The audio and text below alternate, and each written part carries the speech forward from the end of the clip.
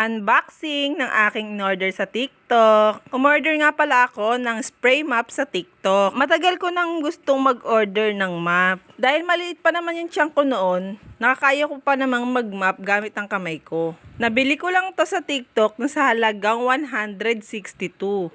Kasama na shipping dun At isa-isa ko na ngang nilabas para makacheck kung may damage. Maganda yung quality ng mop na nabili ko. At isa pa, madali lang siyang i-assemble. Medyo mayupi lang yung spray bottle kaya inayos ko. Diyan nga pala ilalagay yung solution na gagamitin mo. Sobra nga pala ako natuwa dahil meron na akong spray mop at madali na lang ako makakapag-mop. Nilagyan ko nga pala ng liquid soap yung spray bottle para matry ko. At sobra talaga akong na-amaze.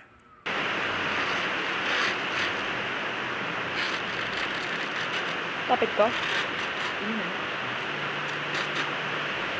Pwede rin pala siyang labhan.